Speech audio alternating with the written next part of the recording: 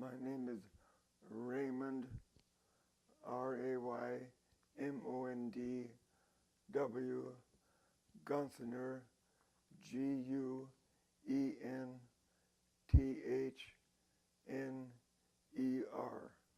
Thank you very much. What is your birthday and where are you born? My birth date is July 23rd, 29, and I was born in South Dakota, July the 23rd, Uh-huh. 1929, 29. And you born where? in South Dakota, Wow. USA. So please tell me about your family, your parents and your siblings. Well, my family actually were immigrants to the U.S. and they came from a German colony of Russia. They came to this country, and my dad was a farmer, and they raised 10 children. 10 children. Yes, 5 boys and 5 girls. Wow. And 5 boys signed up for the service every time there was a war, and they all came home. And one of those wars was Korea. Uh-huh. So is there any other brother who came to Korea to fight except other than you? I had 2 brothers that were stationed in some sort of a ammunition, like we call them, ammunition dumps, Uh-huh. somewhere around Busan. I guess they call it Busan now. Yeah. So not just you, but your 2 brothers were in the Korean War too? They were in World War II. Oh, World War II, not in the Korean War. Not in the Korean War. Okay. So what school did you go through in South Dakota? What school? Yeah. Well, in those days, we were a pretty poor family, Uh-huh. and so we just most of us just went through grade school, Uh-huh. and then we moved a few times, and some of my brothers, older siblings, went to school like in Bridgewater, South Dakota. Richwater? Like Bridgewater. Bridgewater. Yeah. And the girls, younger ones, they went to, and the younger boys all went to elementary school in Armour, South Dakota. Okay. 1929, the year you born, was the Great Depression, right? That's correct. Yeah, so must be very, very hard, right? Yes, it was. Yeah. Was your father farmer? Yes, he was. Uh-huh. So actually you were able to get some food, right? That's correct. But we had food but no money, but the food was the main thing. Right, yeah. You had to survive. Yes. Yeah. So when did you graduate high school? Did you graduate high school? Actually, I did not. Did not. No. Okay. So what were you doing? Well, first of all, when I left the service, then I got my high school diploma. Then I got my high school diploma and some college. I went to night school and worked during the days, and that's how I got most of my education. And I also got an education being in the military. Military? So when did you join the military?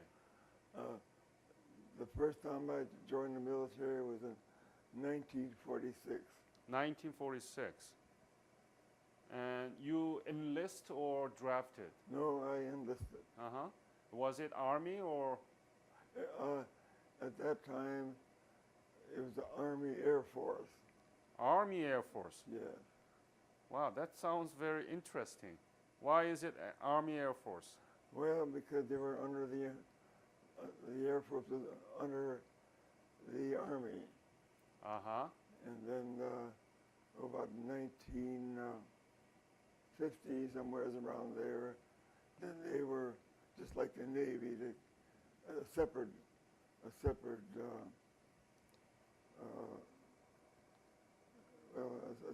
defense. Okay. So where did you get the basic military training program? San Antonio, Texas. San Antonio, Texas? For how long? About 16 weeks. What kind of military training did you receive? Well, of course, we had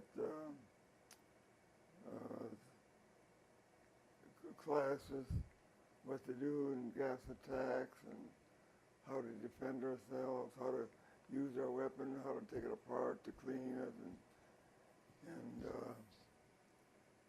and of course we went through what we called infiltration courses. That meant we had to crawl underneath barbed wire, or not barbed wire, keep our heads down below about 36 inches. And they were shooting machine guns over our heads, and then every once in a while they had other places where they had explosive set off, and just to give a little bit of a taste what it would be like if you were in combat. What was your specialty? I was in, well, first of all, after basic training, I was sent to Japan. Oh. So I was in Japan for 2.5 years. And of course, that was right after the war. And I was a supervisor at the box factory. They had Japanese carpenters making crates to send aircraft parts wherever they're supposed to go. Ah. So it was a part manufacturing company for the aircraft?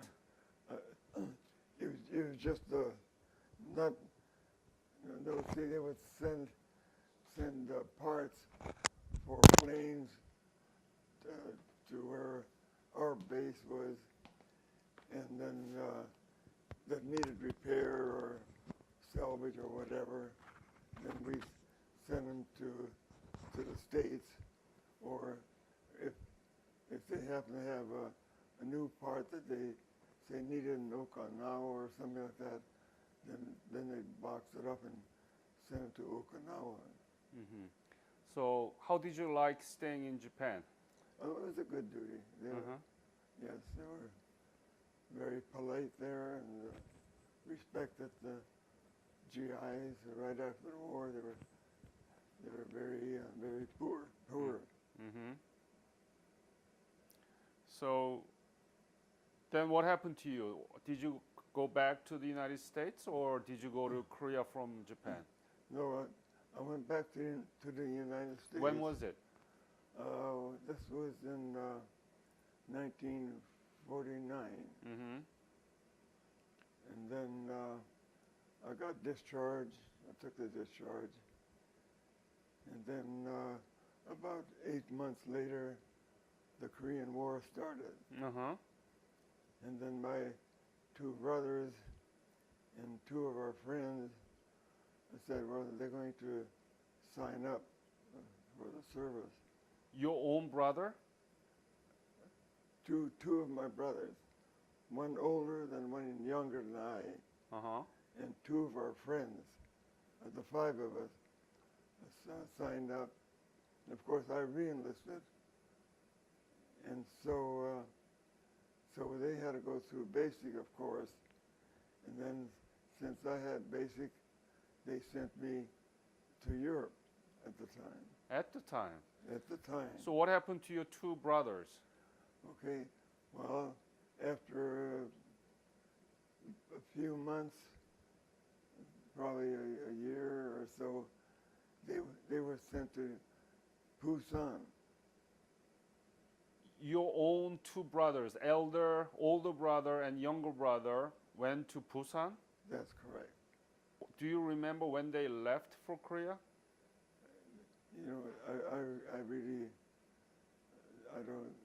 Was know. it 1950 or 51? No, it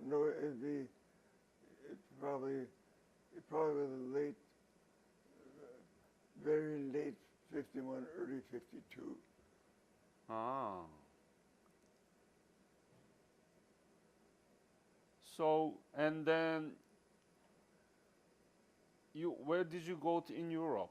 Okay, I was stationed at Trieste. Trieste Trieste, yes. in Italy? Where was it? What country is it? Well, actually, it belonged to Italy during the war, but Italy lost it after the war, and they divided between U.S. and British and Yugoslavian zones. Do you remember when you left for Europe? For Europe. Well, yeah, pretty much. Let me think. 1950? Well, yeah, it was 1950. I went to Europe, Uh-huh. and then I was there about 18 months. I was a rifleman in the infantry, Uh-huh. and so we just trained every day. We had field problems and classes, and then when I heard my brothers were in Korea, then I volunteered for Korea. But when I got to Korea, they tried to get me transferred to their outfit, and they said, "No, we need him. He's a rifleman." Uh-huh. And so I was assigned to I forget the name of the outfit, but anyway, I was at Mason, and we were guarding POWs, and today they may have been called detainees. Mm-hmm. They didn't know if they were on our side or the other side, Right. and then I was there a few months. Oh, and then of course, then one weekend I had a pass, so I went to Busan and saw my two brothers, and we had GIs, we had a big party, and then they took a picture of the three of us. Ah. Yeah, and actually I have a picture. It's old, and it was printed in our hometown in Armour, and over the years it's kind of dark, but I still took some pictures of it. I brought some pictures with me Wow. in case anybody would like to see them. Yeah, I would like to see that, okay? Okay. So how was it to see your older and younger brothers in the country that you never knew before? Oh, well, it was a good feeling. We were always a close family in school. Actually, when the World War II started, we had just moved to an English town, we used to live in mostly German locations, Uh-huh. and so kids when the war started, they said, "Oh, we're German," so they used to try to beat us up, and and sometimes they would succeed. But however, since there were three of us, and we spoke German, we could talk, and they wouldn't know what we were talking about, and we sort of had an edge on them, and eventually, one by one, they came over to our side, and then we were friends. We were friends, and and are still friends. So when you left for Korea, it was when was it? That had to be sometime in 50. Had to be sometime in 52. 52. How often were you able to see your two brothers? One time. Just one time? Yeah, yeah. That was it? Yeah, yeah. And so, after Mason, I was transferred to Jeju Island Ah. and we guarded POWs there for a few months. And we just got over a typhoon. All the tents were down, and all I had was my sleeping bag, my rifle, my belt, my helmet, and in other words, just the clothes on my back and my sleeping bag. Yeah. And then out of the blue, they sent us up north. And then I was assigned to the 7th Division. 7th Division? Yeah, 17th Regiment. Mm-hmm. And it was a hot spot, shelling every day. And we went on patrol at night, and then we got under our friendly fire. And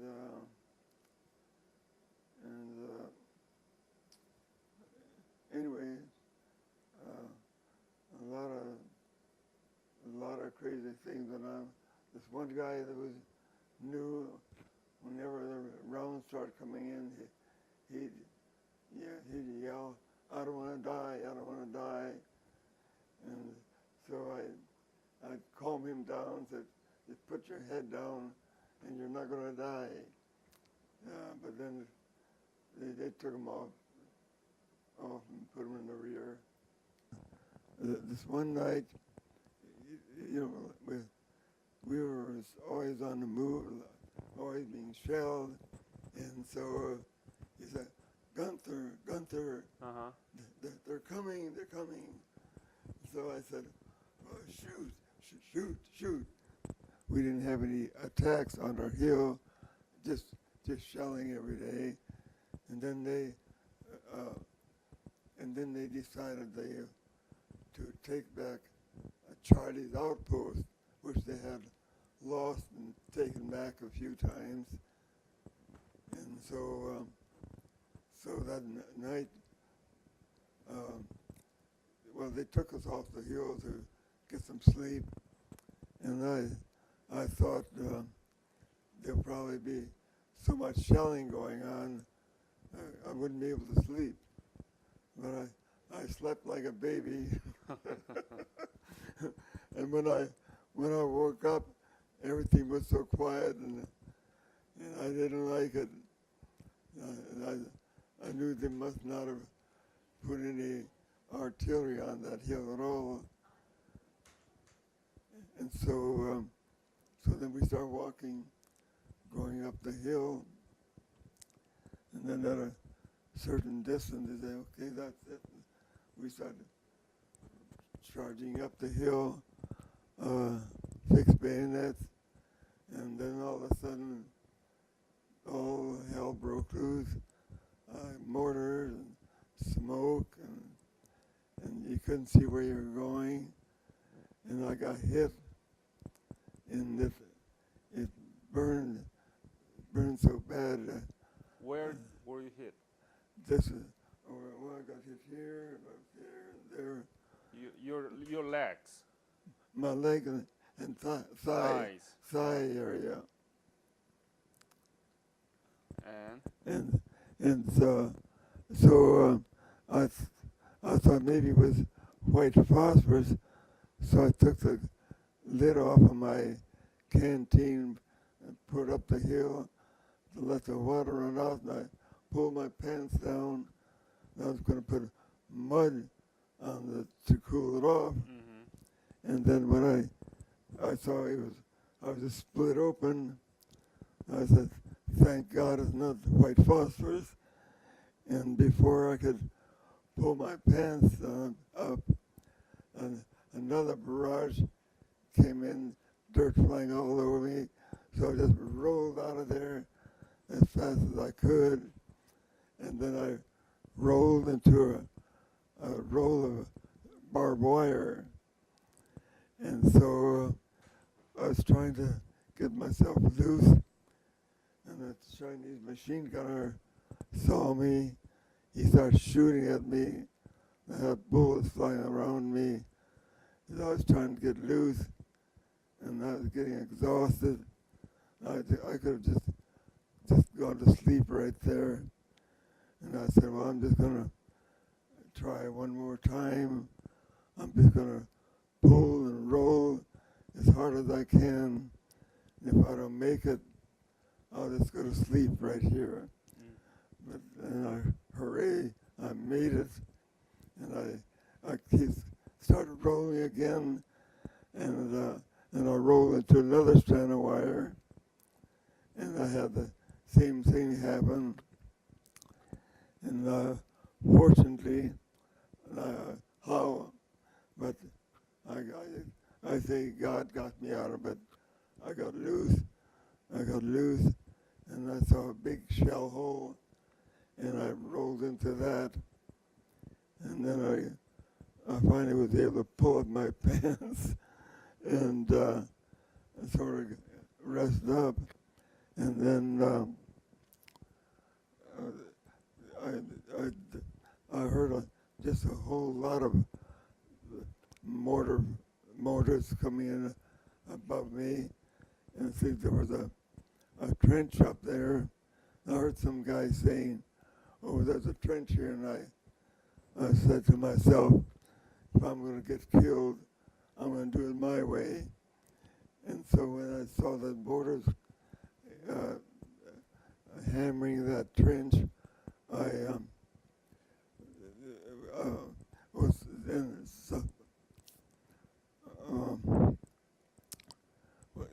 Well, it wasn't too long. A medic came by, and so then I told him to go up the hill. I said, I'm okay. Somebody's probably worse off up there. And then after that, looks like another squad coming up the hill. And then this one guy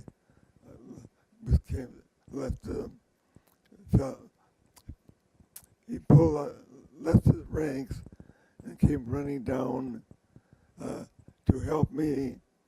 And of course, the officer was yelling at him to come back. And then when he got within communications with me, I told him to get back in ranks or you're going to get court-martialed. I said, I'm okay. So then he turned around and went back in ranks. And then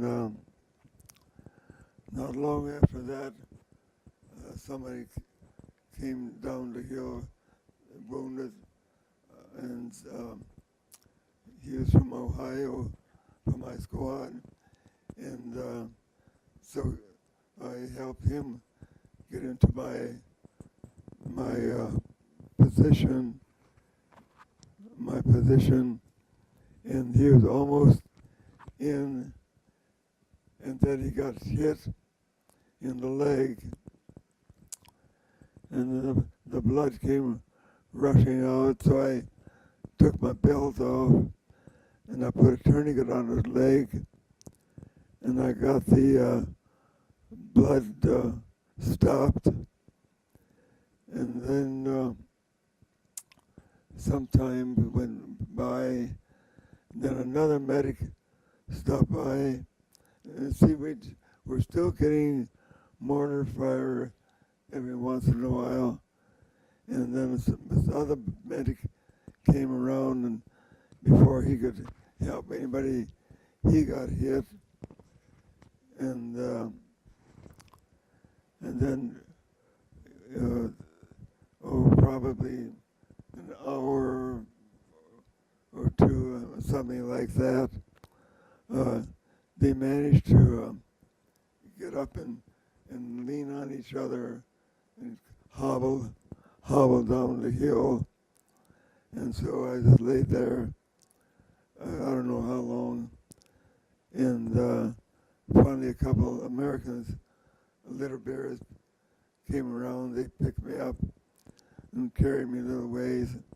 Then they turned me over to a couple of rock little bears, and they probably carried me about 15 yards or so, and the machine gunner spotted us again, and he started shooting at us, and they dropped me and started running, and I didn't blame them, of course. And then anyway, so then they came running back, and picked me up and carried me to the ways, and the same thing happened. Then they finally got me into a trench, and then as we were going down the hill, every time they got to a corner, they had to pick up the trench, the litter, to turn it around, and every time they raised it up to turn it around, the machine gunner was still there shooting at us. Oh. And It's like a nightmare. like a nightmare, like a nightmare, yes. You speaking like you did fight yesterday. Your memory is so vivid. Huh? Yes, it'll probably stay there too. So vivid. Feel like you did fight that happened yesterday. Yeah, yeah, You still remember everything. yeah. Does that bother you? Well,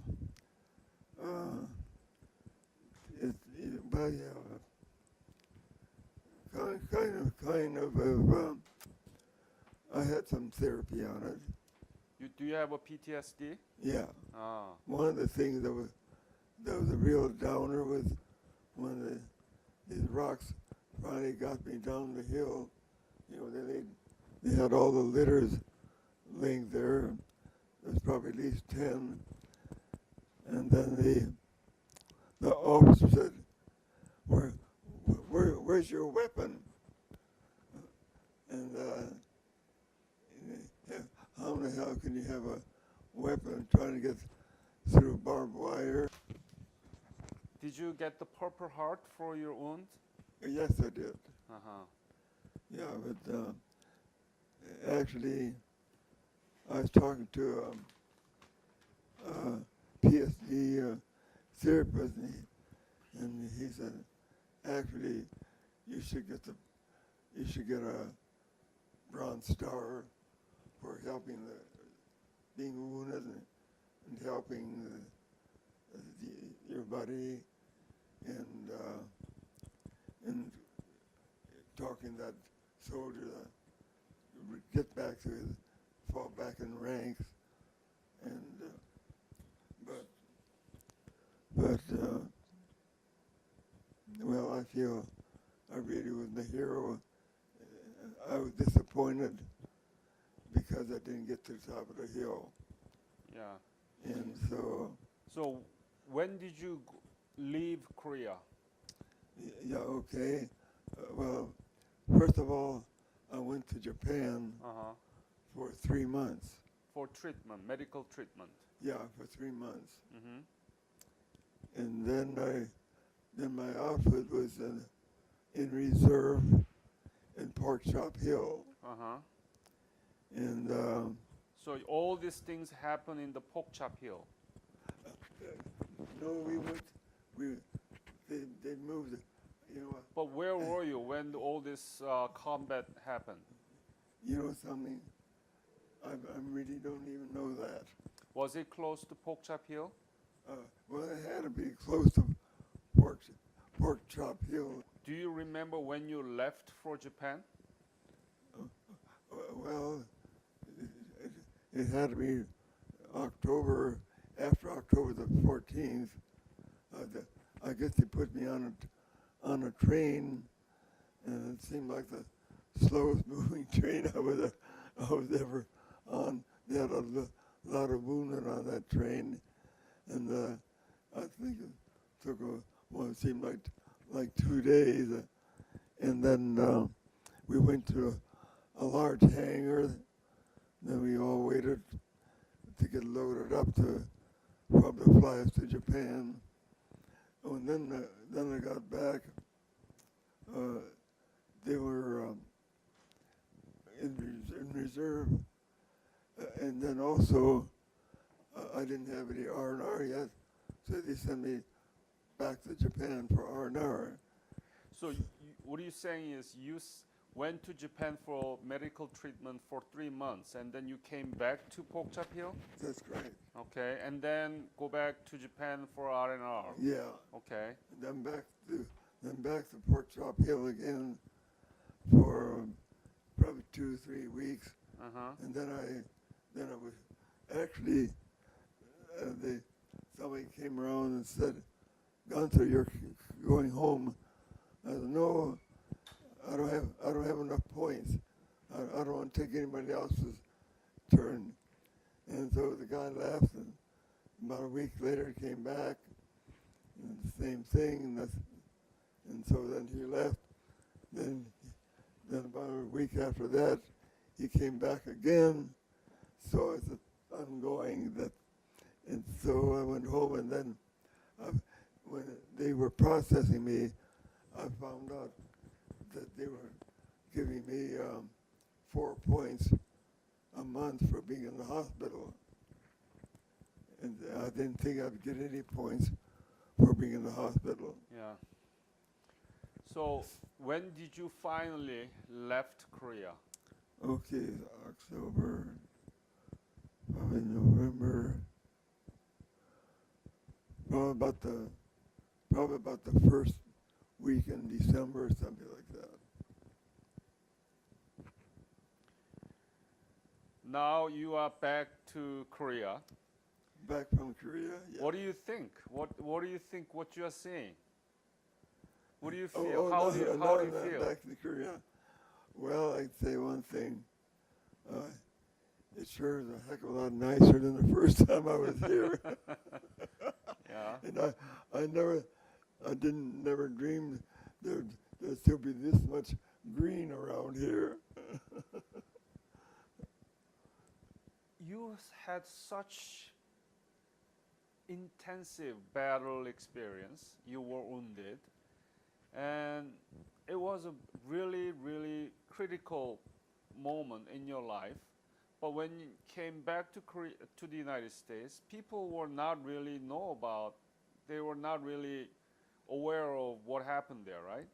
That's right, and it took me 55 years to tell anybody what happened to me. 55 years? Yes. What do you mean by that? Well, I never told anybody everything that happened to me in Korea. They knew I got wounded, but I didn't tell them all the details because it's unbelievable to me. I didn't even think anybody would believe it. And when did you first talk about it? Well, let's see, this is probably about 2010 To whom? to a veteran representative. Why? Well, because I wasn't. This might sound selfish.